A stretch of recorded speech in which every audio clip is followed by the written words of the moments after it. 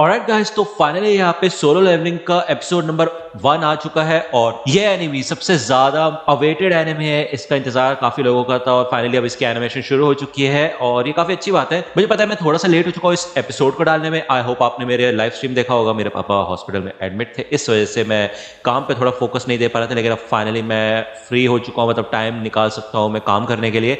तो यार चलिए फिर ये वीडियो शुरू कर लेते हैं और बाकी बातें वीडियो के एंड में कर लेंगे। एपिसोड की शुरुआत में यहाँ पे हमें 3 साल पहले जेजू आइलैंड का सीन दिखाया जाता है, जहाँ पे कुछ एक्सप्लोजन्स हो रहे होते हैं और यहाँ पे एक शिप की क्रू होता है और वो ये सारी तबाही देख रहे होते हैं। ये लोग सोचते हैं कि भाई हमें क्या करना चाहिए, हमें उनकी मदद करनी चाहिए क्या, लेकिन इनका कैप्टन ये कहता है कि तुम जानते हो हमारे जो नॉर्मल हथियार है इससे उन चीजों को कोई भी नुकसान नहीं पहुंच सकता, तो हम यहाँ पे कुछ नहीं कर सकते, हमें ये सारा काम हंटर्स के ऊपर छोड़ना होगा। यहाँ पे हमें जेजू आइलैंड का सीन दिखाया जाता है जहाँ पे कुछ हंटर्स होते हैं और सामने से चिमेरा आंट्स आती है बहुत बड़ी बड़ी, ठीक है ना। ये लोग यहाँ पे इस ग्राउंड को होल्ड करने की कोशिश कर रहे होते हैं, इन आंट्स से लड़ने की कोशिश करते हैं, लेकिन ये काफी ज्यादा ओवर पावर होती है।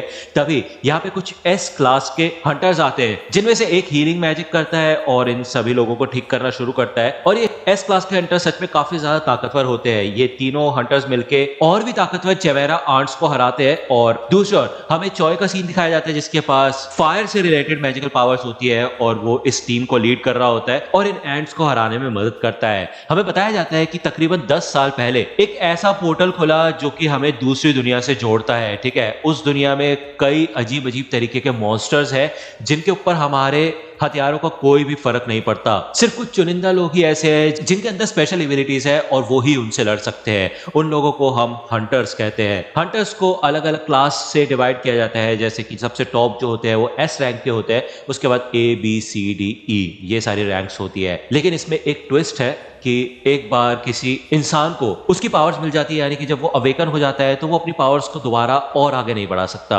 अब यार ये जो रैंकिंग वाला मैकेनिज्म है ये आपने कई सारे एनिमेज में देखा होगा, जैसे कि वन पंच मैन, उसमें एग्जैक्टली एस रैंक से लेके लोअर रैंक्स तक जाता है, लेकिन वहां पे वो लोग मेहनत करके अपनी रैंक को बढ़ा सकते हैं। लेकिन यहाँ पे ऐसा नहीं है। यहाँ पे एक बार जिस बंदे को जो रैंक मिल गई वो उसी रैंक के साथ जीता है। ये यहाँ पे ट्विस्ट है। इधर हमें फिर से आज का सीन दिखाया जाता है अभी का, और ये जो पोर्टल है अभी भी यहाँ पे मौजूद होता है और ऐसा लगता है कि अब ये लोग यहाँ पे रेड मिशंस करते हैं डंजन्स में जाके। इधर हमें किम नाम के आदमी का सीन दिखाया जाता है जो कि इधर रिलैक्स कर रहा होता है। भाई ये लोग रेड मिशन की तैयारी कर रहे होते हैं, तभी पार्क नाम का एक बंदा आता है और किम कहता है कि मुझे तो लगा था तुमने हंटर गिरी का काम छोड़ दिया है, तुम यहाँ पे क्या कर रहे हो। तो पार्क बताता है कि एक्चुअली उसकी वाइफ प्रेग्नेंट है और इसी वजह से उसको थोड़ा टाइम नहीं मिला, लेकिन अब वो फिर से ज्वाइन हो चुका है। तभी यहाँ पे एक संग नाम का बंदा आता है और उसको सब भाई हाय हेलो करते हैं। तो पार्क पूछता है भाई ये बंदा है कौन, कुछ ज्यादा ताकतवर है क्या ये, जो सब लोग इससे हाथ वाथ मिला रहे हैं, मतलब यानी कि उसके बारे में पूछ रहे हैं, हालचाल पूछ रहे हैं उसका।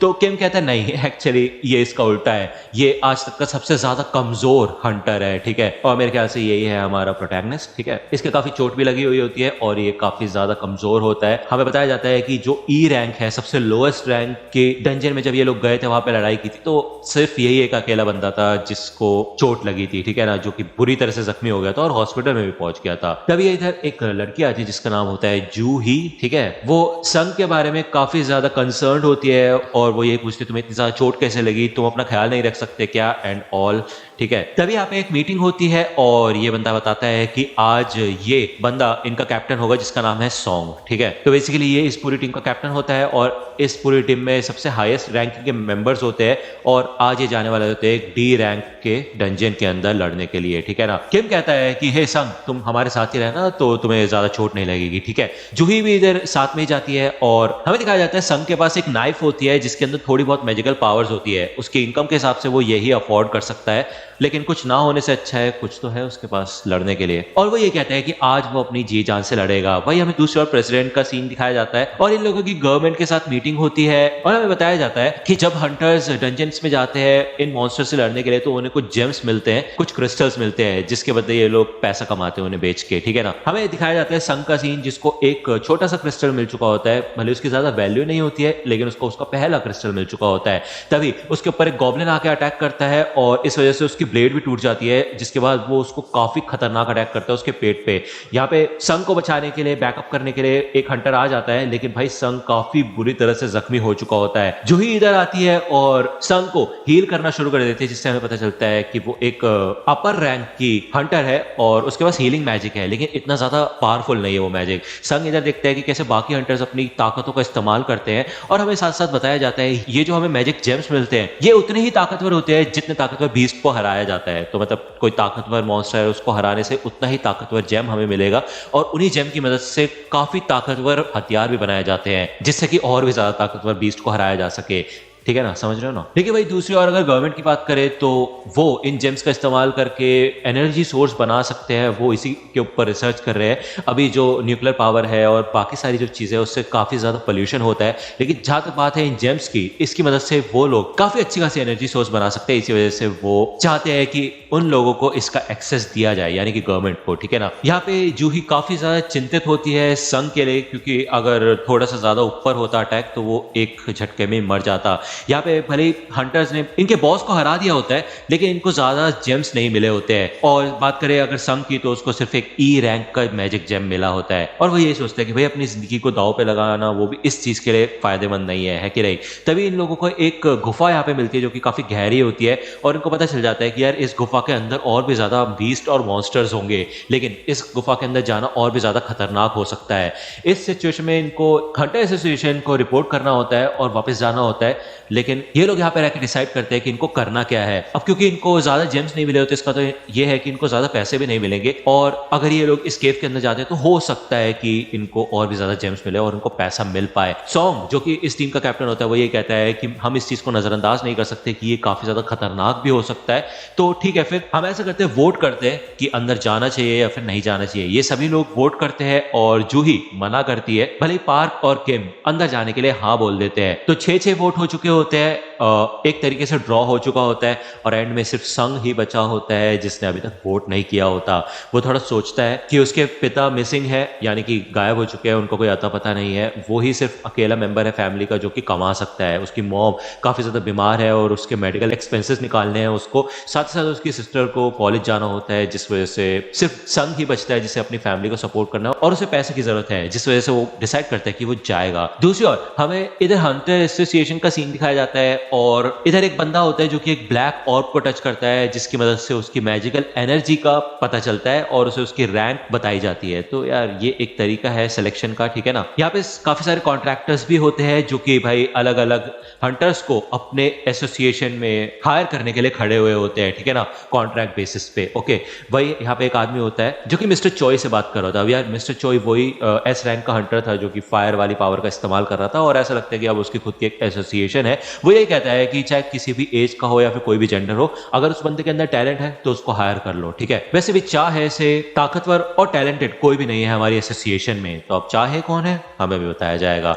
यहाँ पे एक औरत होती है, उसका बैग छीन के 2 गुंडे टाइप भाग रहे होते हैं स्कूटी पे, और तभी यहाँ पे एक बंदी आती है और भाई वो काफी कमाल की एंट्री मारती है और पर्स भी ले लेती है, ठीक है। ये और कोई नहीं बल्कि चाहे होती है, और इसको देख के सबके सब लोग काफी ज्यादा एक्साइटेड हो जाते हैं और ऐसा लगता है ये काफी ज्यादा पॉपुलर है, लेकिन साथ ही साथ वो काफी ज्यादा शर्मीली भी होती है, तो वो इन लोगों से बात भी नहीं कर पाती। वो जल्दी से कूद के यहाँ से चली जाती है। वो काफी ज्यादा फुर्तीली होती है, और हमें साथ साथ ये भी बताया जाता है कि वो एस रैंक की हंटर है। दूसरी ओर हमें गुफा का सीन दिखाया जाता है। ये लोग तकरीबन 40 मिनट से इस गुफा के अंदर जा रहे होते हैं, और संग माफी मांगते हैं जूही से कि मेरी वजह से तुम्हें आना पड़ा यहाँ पे, मेरे वोट की वजह से। तो जूही यहाँ पे काफी ज्यादा गुस्सा करती है और वो कहती है तुम्हें समझ नहीं आता क्या, तुम्हारी जान खतरे में है, अभी पूरी तरह से हील भी नहीं हुए हो तुम। तो संग मन में कहता है कि वो तो बी रैंक की हीलर जूही की मदद से वो हमेशा बच जाता है, वरना भाई उसकी तो वाट लग जाए हमेशा, वो बेचारी हील कर देती है उसे। तो जूही जब संग को देखती है तो वो यही कहती है कि ऐसा लगता है कि तुम्हें सच में बुरा लग रहा है, तो अगर तुम मुझसे माफी मांगना चाहते हो तो तुम मुझे कुछ खिला सकते हो, ठीक है ना।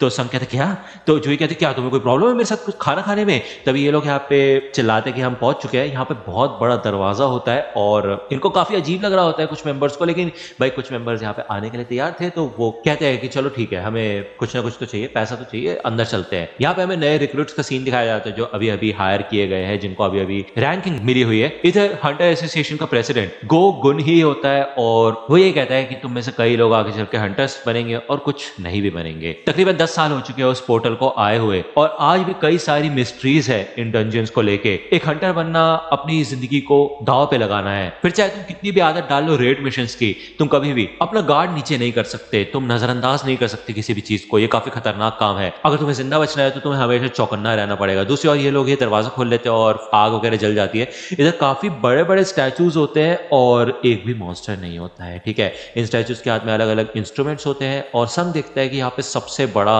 स्टैचू बैठा हुआ होता है, ठीक है ना। ये लोग सोच ही रहे होते हैं ये है क्या, यहाँ पे एक मैजिक सर्कल भी होता है, इस जगह एक इंस्ट्रक्शन भी लिखा होता है एंशिएंट लैंग्वेज में। तभी जूही कहती है, हे संग, मेरे को ऐसा लगा कि उस स्टैचू की आंखें अभी अभी हिली है। और भाई ये काफी ज्यादा खतरनाक बात है कि नहीं। और तभी एक बंदा जब इस एशियन पैराग्राफ को पढ़ना खत्म करता है तो उसके अंदर में ये लिखा होता है, जो भी इस बात को नहीं मानेगा वो जिंदा इस जगह से बच के नहीं निकल पाएगा। तभी ये दरवाजा यहाँ से बंद हो जाता है और इनमें से एक बंदा कहता है, भाई मैं तो घर जा रहा हूँ वापस, तुम भाड़ में जाओ सबके सब, ठीक है, तुम्हें पैसे चाहिए रख लो, मैं तो जा रहा हूँ, बाय। जब वो यहाँ पे दरवाजे के पास पहुंचता है तभी इनमें से एक स्टैचू हिलता है और भाई उसका पूरा सर काट देता है। मतलब क्या ही बोलो यार, उसकी वाट लग चुकी होती है यहाँ पे और उसको देख के सब लोग काफी ज्यादा डर जाते हैं। संग सोचता है कि भाई ये बंदा कौन था, डी रैंक का था क्या जो अभी अभी मरा है, लेकिन जो भी हो वो मेरे से तो ताकतवर ही था। तो ये लोग समझ जाते हैं कि अगर वो स्टैचू हिल सकता है इसका मतलब ये है कि भाई संग देखते हैं कि सबसे बड़ा वाला जो स्टैचू होता है वो फिर से अपनी आंख हिलाता है। और संग हमें बताता है कि वो आज तक कई सारी जिंदगी और मौत की सिचुएशन से बच के बाहर निकला है और उसने हर तरीके की सिचुएशन को झेला है। कभी पीछे से उसके ऊपर अटैक हुआ है, कभी ऐसी सिचुएशन भी आई है जब वो भूख के मारे मरने के कगार पे आ गया था। अगर लो रैंक के डंजन की भी बात करें तब भी उसको काफी ज्यादा प्रॉब्लम होती थी, जहां पे बाकी हंटर्स काफी ज्यादा ताकतवर होते थे और वो बड़े बड़े मॉन्स्टर्स को हरा के काफी ताकतवर जेम्स को पा लेते थे जिससे कि वो और भी ज्यादा ताकतवर हथियार खरीद पाते थे। भाई दूसरी ओर उसके पास सिर्फ एक नाइफ थी। लेकिन इन सब सिचुएशन से उसको एक चीज समझ आ गई है कि वो सोच समझ अच्छे से लेता है, वो काफी अच्छा खासा ऑब्जर्वर है। तभी वो एकदम से कहता है सब नीचे झुक जाओ और ये जो स्टैचू होता है अपनी आंखों में से भाई काफी तगड़ी लेजर टाइप निकालते हैं जिससे कि कुछ लोग तो भाई जल भी चुके होते हैं। ये लोग समझ जाते हैं कि ये लोग यहाँ पे फंस चुके हैं और संग समझ जाते हैं कि अब वो शायद मरने वाला है और ये काफी ज्यादा सीरियस सिचुएशन है भाई। मतलब काफी खतरनाक है यार, एक क्लिफ हैंगर है यहाँ पे क्योंकि एपिसोड खत्म हो चुका है और काफी ज्यादा गूस बम्प्स वाला सीन था ये, है कि नहीं। मतलब काफी खतरनाक। अगर आप ये एपिसोड फुल देखना चाहते हो तो आप मेरे टेलीग्राम चैनल पे जा सकते हो, लिंक आपको डिस्क्रिप्शन में मिल जाएगी, वहां पे मैंने ये एपिसोड डाल दिया है, ठीक है। तो आप मेरे को बताना आपको ये एपिसोड कैसे लगा, वीडियो कैसी लगी, एक्सप्लेनेशन कैसी लगी। अगर आप कुछ इंप्रूवमेंट चाहते हो तो आप मेरे को कमेंट सेक्शन में बता सकते हो। मिलता हूं आपसे अगले वीडियो में, तब तक के लिए गुड बाय।